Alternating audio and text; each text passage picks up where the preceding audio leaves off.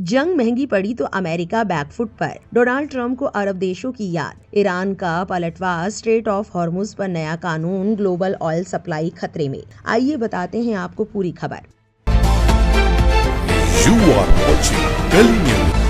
America और Iran के बीच चल रहे संघर्ष को 30 दिन हो चुके हैं और अब इस युद्ध का आर्थिक दबाव अमेरिका पर साफ दिखाई देने लगा है। व्हाइट हाउस की प्रेस सेक्रेटरी कैरोलिन लेविट ने हाल ही में संकेत दिया कि राष्ट्रपति डोनाल्ड ट्रंप इस युद्ध के खर्च को कम करने के लिए सहयोगी अरब देशों से आर्थिक मदद लेने पर विचार कर सकते हैं। 30 मार्च को पत्रकारों से बातचीत के दौरान उनसे पूछा गया कि क्या 1990 से 91 के खाड़ी युद्ध की तरह इस बार भी सऊदी अरब, कुवैत और यूएई जैसे देश खर्च उठाएंगे। इस पर लेविट ने सीधा जवाब तो नहीं दिया, लेकिन मुस्कुराते हुए कहा कि ये ऐसा आइडिया है जिसमें ट्रंप की दिलचस्पी है और इस पर आगे और जानकारी सामने आ सकती है। उनके बयान से साफ है कि अमेरिका अपने सहयोगियों पर आर्थिक बोझ साझा करने का दबाव बना सकता है। दरअसल मौजूदा हालात में ये मुद्दा इसलिए अहम हो गया है क्योंकि ईरान झुकने को तैयार नहीं है और संघर्ष लगातार लंबा खींचता जा रहा है। मोहसिन रिजाई, जो ईरान के वरिष्ठ सैन्य सलाहकार हैं, पहले ही कह चुके हैं कि जब तक ईरान को उसके नुकसान का पूरा मुआवजा नहीं मिलता, आर्थिक प्रतिबंध नहीं हटाए जाते और अमेरिका की ओर से दखल न देने की अंतर्राष्ट्रीय गारंटी नहीं दी जाती,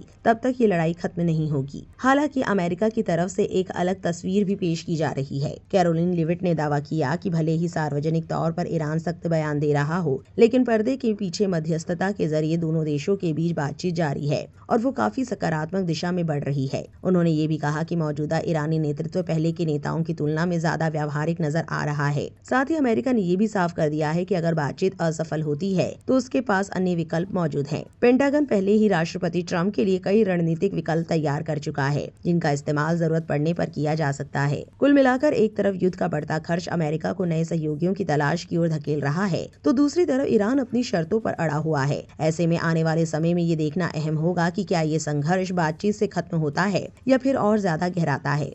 वहीं आपको बता दें कि मिडिल ईस्ट में बढ़ते तनाव के बीच दुनिया के सबसे अहम oil route strait of Hormuz को लेकर बड़ा घटनाक्रम सामने आया है। ईरान ने साफ कर दिया है कि अब इस रास्ते से गुजरने वाले जहाजों को टोल देना होगा, जबकि अमेरिका और इजराइल के जहाजों के लिए यहां नो एंट्री रहेगी। 30 मार्च को ईरानी संसद की एक समिति ने इस नए मैनेजमेंट प्लान को मंजूरी दी, जिसकी जानकारी सरकारी media Islamic Republic of Iran broadcasting ने दी। इस प्लान के तहत स्ट्रेट की सिक्योरिटी को और मजबूत किया जाएगा, जहाजों के लिए नए सुरक्षा प्रोटोकॉल लागू होंगे और टोल सिस्टम ईरानी करेंसी में वसूला जाएगा। ईरान ने यह भी दावा किया कि इस क्षेत्र पर उसका अधिकार है और नियम वही तय करेगा। हालांकि स्ट्रेट ऑफ हॉर्मुज का दूसरा किनारा ओमान के पास होने की वजह से इन फैसलों की कानूनी वैधता पर सवाल उठ सकते हैं। रिपोर्ट्स के मुताबिक ईरान ओमान के साथ मिलकर इस पर एक लीगल फ्रेमवर्क तैयार करने की भी कोशिश कर रहा है। इसके अलावा जिन देशों ने ईरान पर एक तरफा सैंक्शन लगाए हैं, उनके जहाजों को भी इस रूट से गुजरने से रोका जा सकता है। पहले भी ईरान कुछ जहाजों से अनौपचारिक तौर पर भारी फीस मांग चुका है, जिसे अब कानूनी रूप देने की कोशिश की जा रही है। ये कदम सिर्फ मिडिल ईस्ट ही नहीं बल्कि पूरी दुनिया की ऑयल सप्लाई और ग्लोबल इकोनॉमी पर बड़ा असर डाल सकता है। इस खबर को लेकर आपकी क्या राय है, कमेंट सेक्शन में जरूर लिखें और इस वीडियो को लाइक और शेयर करना ना भूलें।